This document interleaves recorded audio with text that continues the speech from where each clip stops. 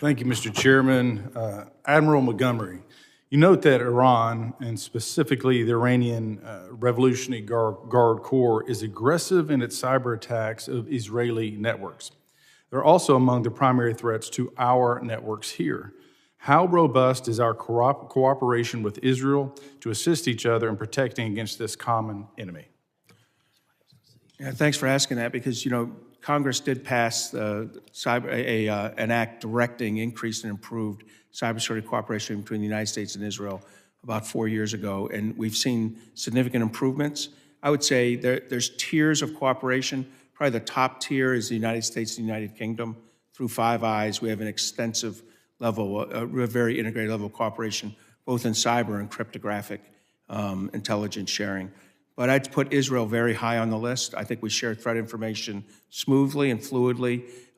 Tools that we see, that we detect, we share with each other. Again, probably not on the same level as the United States, United Kingdom, but very close. We have a common shared threat in Iran. Thankfully, the Israelis have done a lot to deter Iranian action over the last 6 months with their extensive strikes into Israel, into Iran, both kinetic and non-kinetic.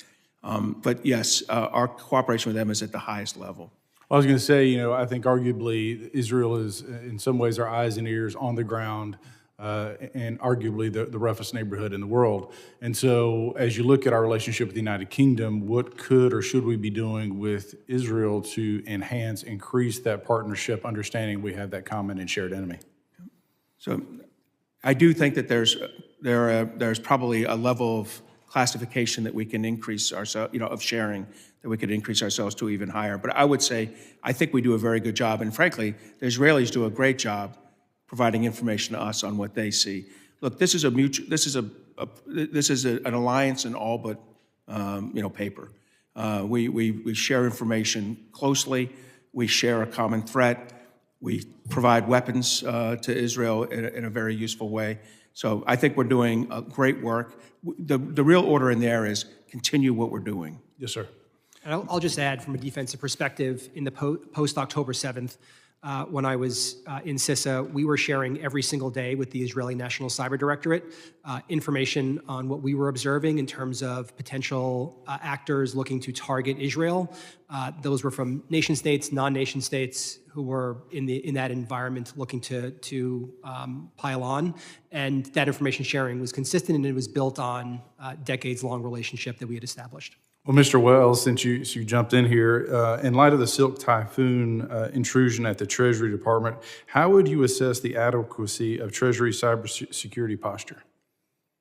So, I think the compromise of Treasury was interesting because, again, going after a third party, in this case, going after a third party security application beyond trust, I think Treasury's security has dramatically improved, just like much of the federal government over the past 8 years.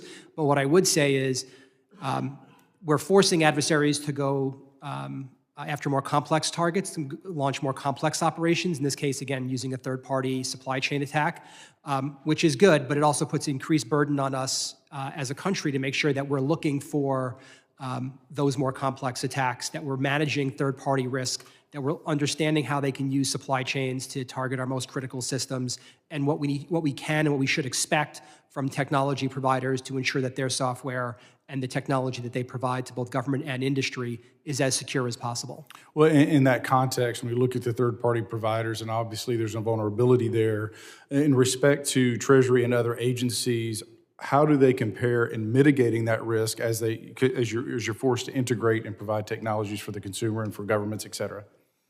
I would refer you to people who are in government now who may have a better sense of where Treasury stacks up, but I will say that when I last was impressed with their level of capability. Yes, sir. With that, Mr. Chairman, I'll yield back.